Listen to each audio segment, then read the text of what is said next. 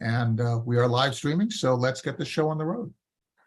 Welcome to the Nonprofit Report, your update on nonprofit organizations, issues, and leaders. I'm your host, Mark Oppenheim, and we are continuing our multi-part series highlighting Polish organizations helping Ukrainian refugees and the displaced. Today, we are speaking with the CultureLab Foundation and the vital work they are doing for those affected by the war in Ukraine, with special guest Monika Miłowska, who is the co-founder of the CultureLab Foundation. And Monika, thank you so much for joining us. It's just great to have you here. There you are. And where are you located right now in Poland? I'm in Warsaw, in capital city. In Warsaw. So tell us a little bit about the situation that is on the ground in Poland, and then talk about how you founded and your colleagues founded this organization in response. Well, as you all know, currently more, in fact, than 6 million of refugees flew to Poland. And from the first day or second day of the war, suddenly thousands of refugees were moving to Poland, which caused, in fact, an amazing movement of all the people, of the volunteers, of non-governmental organizations, of municipalities that had to react just from one day to another to be able to support children and mothers coming to Poland. And in fact, I'm just one of many, really many of non-governmental organizations from Poland that decided just on the second day of the war, okay, we do all our best to support children, to help them, and to figure out how to use our capacities in a best way to support as many as possible. It's really astounding what happened because, as you said, 6 million or more have been displaced, internally displaced, and moved over the border. And there are some millions of people who are now in Poland seeking to move further west. There's a whole logistics challenge to that. But then you also have children who need to go to school, who need, and their parents who need just basic necessities, food and shelter and so on. You are coordinating a civil society response, aren't you? This is not a government organization, is it? No, I'm not a government organization. I'm the non-profit organization. I'm not sure if I can say that I coordinate all the humanitarian aid work, but I try through my organization to map all small and big organizations that run diverse activities in Poland, whether they support the food aid, the shelter aid, or educational, or any other kind of the aid that is run. Then we try to map it and show on a map and show it as well to refugees, as to local municipalities, but also to bigger international non-governmental organizations, so that they would know where and how and what they can do to support civil society in Poland. And this is particularly in the early days, it was a completely disorganized human response, wasn't it? It was just a lot of individuals just seeing people flooding over, sometimes getting in their passenger cars to figure out how to transport some families, opening their homes. It was a very emotional kind of response to human needs. When you see your neighbor suffering, you reach out, and that was essentially what happened. But over time, it started to be organized. And could you describe those early days and where the situation is today? Well, it has changed a little bit, but also it has changed because, not because of the time, but also the number of refugees that are currently coming to Poland. Indeed, at the beginning of the war, everything was like a chaos. Like, I'm almost sure that no matter what you do, each action is important, but also plenty of people were coming to a certain point, like giving food, and then suddenly some organizations were saying, okay, come on, we even don't have enough space for that in our magazines. Go 50 kilometers further, there are still plenty of refugees, and there's lack of such a support.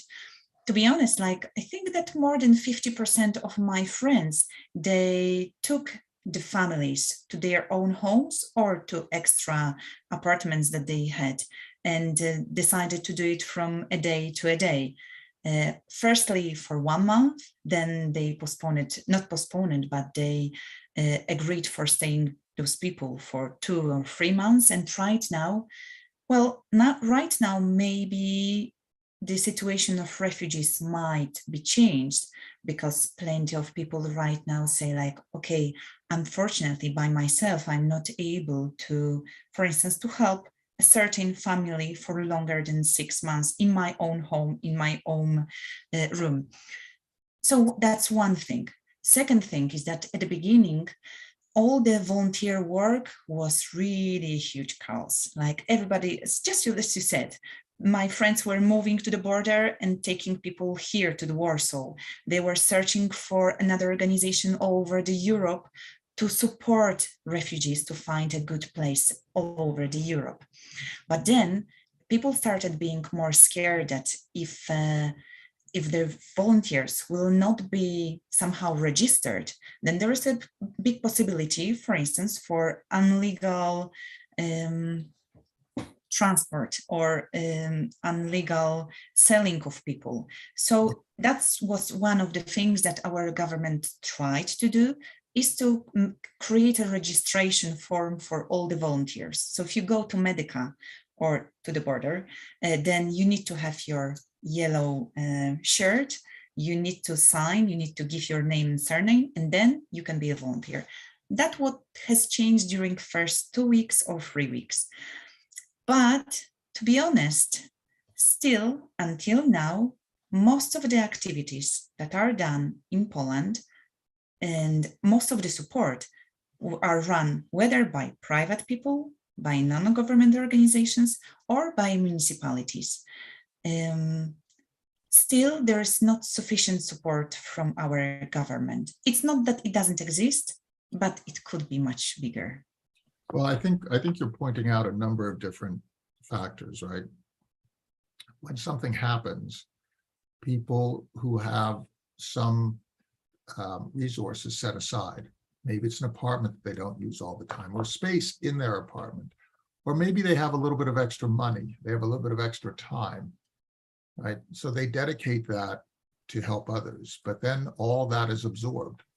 And at a certain point, people run out of resource. And when they run out of resource, they become a little bit less patient.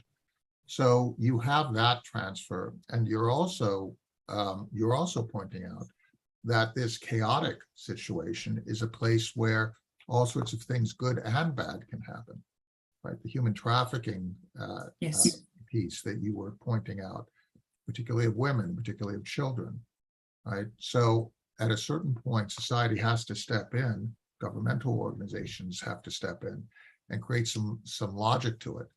But as you said, a lot of it still has to do with nonprofit organizations. So what you've seen in Poland is a rapid development of the nonprofit sector, haven't you? Indeed.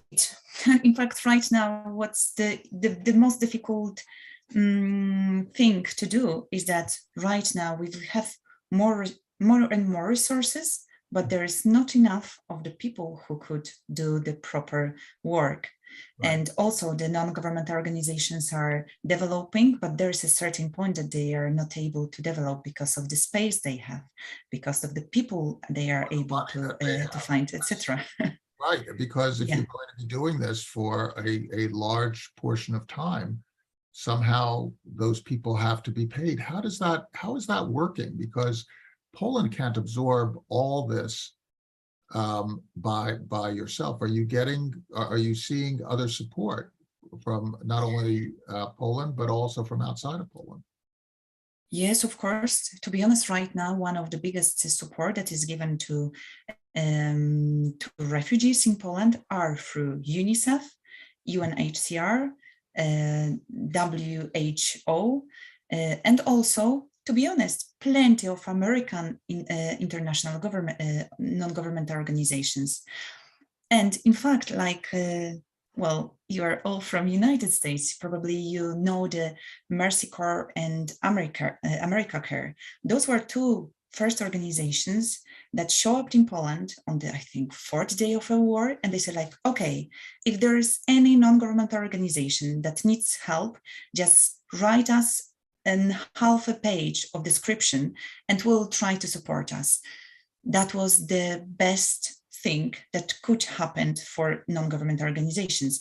There were other activities run by European Union, by our government, but up to now, none of those institutions didn't pay anything to non-governmental organizations. So we are still waiting, but you know, the 3 months has passed and so plenty of work was done. So without a broad support, probably it would be much more difficult to run or to do in Poland. You know, it's interesting. We disrespect the international organizations that we ourselves set up. NATO was coming under some disrespect. Until now, we need NATO. The WHO has come under some disrespect. UNHCR, the UN, UNICEF, and so on has been seen as a dysfunctional money pit that gets nothing done until we actually need some of the structures that were built. How in Poland do people see these international organizations? Do they value them? And then there are limits. So there are these nonprofit organizations that are coming up. Are you finding that you are developing a nonprofit ecosystem to deal with where the needs are, where there might be gaps that are left by these very massive bureaucracies that have good intent, but sometimes are not particularly responsive? Are you finding that the local organizations are filling those gaps? Okay, answering the first question, I think Polish people do appreciate UN organization. I know that in Western Europe, it doesn't look like that. I know that in America, also not really, or okay, not everywhere, but in between some of the societies. In Poland, probably because we still remember, or rather our grandmothers, or maybe older mothers, still remember what was happening after the Second World War, and that then the UNICEF, UNHCR were supporting Polish people, were in fact giving food.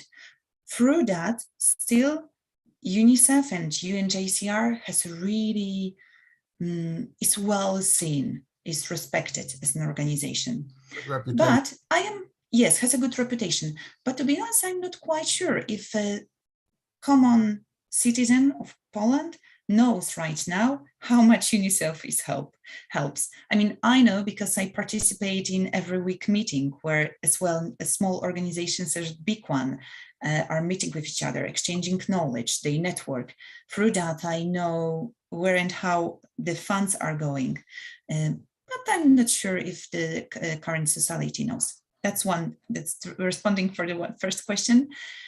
And the second, it is true that big organizations or big international organizations, they sometimes want and wish to see numbers. They want to report how many people they've served.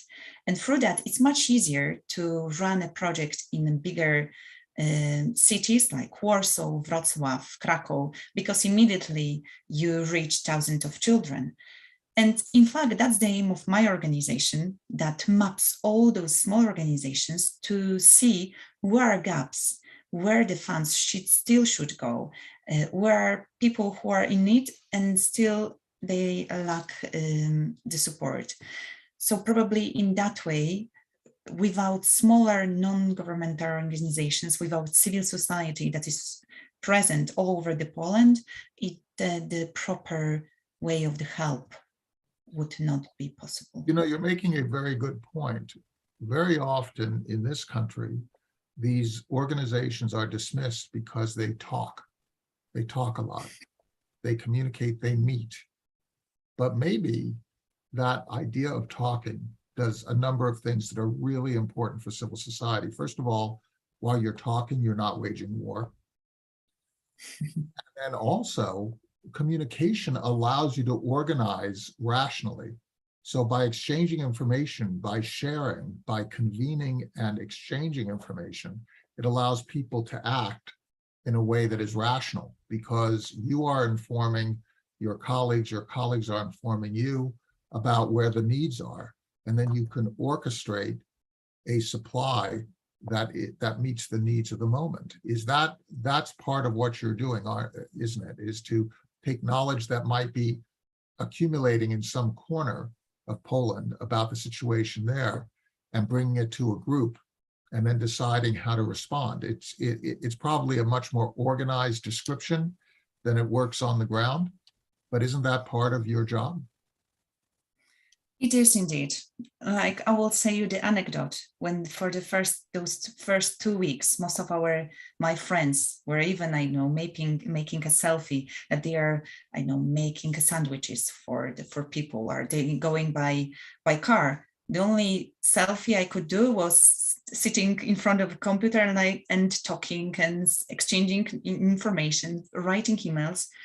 But the idea of my work was to, not reached, and without time you will not be able to do that. Like for instance, for the first 1 month, we've managed to find only 100 institutions that were supporting Poland. Right now, we've got more than 800 of them all over the Poland. But it needs time. It's just the same way the UNHCR is working. At the beginning, Polish non-governmental organizations were claiming like, oh, why do they ask so many questions? Why do we need to fill in all those tables? Like, oh, come on, they ask how many people we serve, where, what, why, etc. It takes so much time. But based on that, they could also map the most basic needs and knew where and how to send funds. So, of course, time is needed, and talks are needed also in such a situation as humanitarian aid. Well, let's talk about the needs that you have identified. So there are needs of people of different ages. The very young have certain needs. The very old have certain other needs. And then people who are in the middle, they need jobs. They need to figure out how to make an income. So how do these needs sort in terms of human health, education, jobs, and then basic needs of people, and how have those needs evolved? I will maybe answer in a bit different way. Like 2 weeks ago, there was a huge meeting of where took part more than 120 of experts. There were as well representatives from municipalities, non-governmental organizations, experts, trade unions. Altogether, we were working within 8 topics, just as you said: shelter, work, education, medicine, health, and other topics. And within those things, within those 8 topics, we were trying to create the recommendation for legal changes that would support or help people to feel better, or to not to feel better, to allow them to live in Poland in a proper way, let's say. And there, as just you said, there are different needs. In education, you've got, okay, first of all, you've got right now in Poland 1 million people who are registered, who obtain their PESEL, which means that by our law, they are able to obtain financial support, they can go to school, they can take work. But it's only 1 million. We know that there live in Poland 2.5 million. So within this 2.5 million, we've got only 100,000 registered children that should go to school, but only 30% of them are going, in fact, to schools, or were going to school for last 3 months. What about others? What to do with them in September? Whether some of them will go back to Ukraine, whether they will stay, should they stay within the Polish curriculum or Ukrainian curriculum, how to support them. there are so many diverse issues that you have to solve as far as the mental health is concerned, how to support mental health of those children if our psychologist speaks only Polish, not Ukrainian. So in fact, you should create the duet of an Ukrainian speaking and Polish speaking. But for that, you have to change a law. What about like a shelter, etc., etc.? There are plenty of issues that have to be solved. But good thing is that currently, I suppose that most of the recommendations were already done. It's just how will we implement them? Will we manage to implement them? And if we'll have enough knowledge where to find those refugees who really need whether shelter, psychological help, or educational help. Well, and it would be the equivalent if the United States absorbed 20 million people who spoke a different language within a very short period of time, right? It is a huge, huge stress. As you say, you have to change the laws, even in your example, surrounding education and what can be taught. And then there are the language issues, and there are the practical issues of where do you create space for such classrooms, right? And then, of course, the trauma on top of it. Are you finding that people in Poland are retaining a positive attitude, or is there a shift? There's a worry, of course, that people under stress will end up having a negative attitude, and you start having negativity infect the attitude of the neighbors that are absorbing these displaced individuals? Or do you find that the memories of your grandparents of having been invaded and having been partitioned and having during the Second World War and the aftermath, the Germans and the Russians basically arguing over Polish territory, is that memory so powerful that people are seeing this struggle as their struggle as well? How are the attitudes developing in Poland? Everybody worry how the attitudes will change in a short time. Up to now, for the first 2 months, it was really almost only positive attitudes. Right. I could not hear from any side, whether left or right, anything negative. Right now, it is changing a little bit, but it's almost also changed just a little bit, but mostly when we see and research who is writing something negative, those are trolls from Russia, not really certain people. But I will tell you what happened at the beginning. You probably know that that in our border, there was a crisis also at the Belarus border, where plenty of migrants were coming from diverse countries, not from Ukraine, trying to cross our border. And our government did not let to do that. And for those migrants, there were extremely negative attitudes all over the Poland. But what happened on the second day of the war? Then suddenly the same people who had extremely negative attitudes for the migrants from Africa, from Asia, suddenly they show up on the Ukrainian border asking like, okay, how can we help? We are from, I don't know, we are true Polish people and we will support our neighbors. And up to now, they still do like that. It's rather, most of the municipalities are right now, they try to solve the problem, how to support Ukrainian children, but also not forgetting about poor Polish people. So that the poorest families wouldn't say like, hey, come on, why do we have wars in our own country than the neighbors that came to us or the refugees? And that will be the challenge also because many of international non-governmental organizations cannot or do not want to pass the funds also for those poor Polish people who could come to the same, integration group as Ukrainian. Mm-hmm. But we will see. I hope we will manage to keep on positive or at least neutral attitudes. But also this third thing, which I should say, was that for many years there were plenty of Ukrainians that were coming to Poland just as a normal labor work, and usually they were learning Polish very fast. They were working hard. There were anyway positive attitudes towards them. Right now, probably also people know and see that most of the women are trying to find a work as soon as possible, even taking a work below their, below their educational level, and that is somehow seen well by Polish society anyway.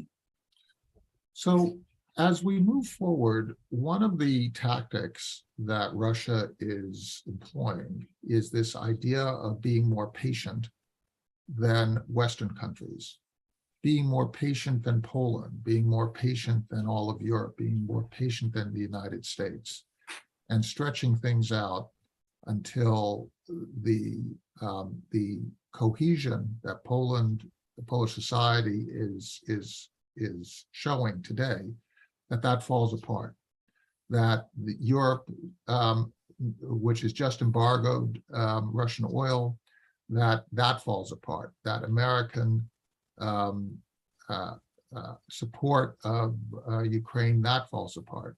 Do you feel that the West, democracy, civil society in these areas is going to sustain their attention? Because in a place where things are more autocratic, you don't have to worry about what your citizens think so much, particularly if you control the media.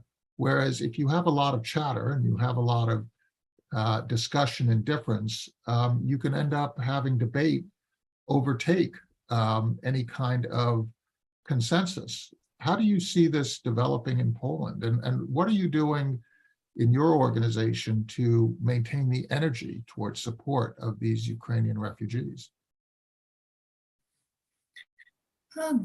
You asked a difficult question, because on one hand, there is something like that in the Polish society, that because we remember Second World War, and because, especially during the last few years when we've got a more right-based government, and the history of Second World War, showing our glory, but also showing Russia as our enemy, was underlined much more than it was even 8 years ago. I suppose that because of that, I rather don't think that our will to support Ukraine will disappear fast. You can easily even see, well, anyway, just because of that. As far as the society is concerned, I might think that in a short time, people will rather concentrate on how to cope with Ukrainians that already flee here and just normally live with them. Then they will concentrate on how to support Ukrainian to really win the war. But maybe I'm wrong. I hope. Yeah, I'm not sure if I'm the best expert to answer this question. I think we all have to discuss these kinds of issues. I think that democracy needs to, and all of us are part of democracy. We need to all decide what we will accept and what kind of behaviors are worthy of emulation. I think in ourselves, we have to find the discipline to create the society that we want to create. And if we just accept these warlike behaviors, then that's the world we're going to get. Because if we reward those with a little bit of patience, an autocrat can basically impose their will upon us as we all fall apart. I think that the work that you're doing and the work that your people are doing are so much part of a solution. I'd like to thank you, Monika Miłowska, co-founder of CultureLab Foundation, for sharing some of your experiences and your insights with us. It's so very valuable. And thank you so much for your services, both to the Polish people and to the Ukrainian refugees who are being hosted by Poland. you're doing wonderful work. Thank you very much. I'm just one of many in Poland, but thanks for this time. Thank you. Take care.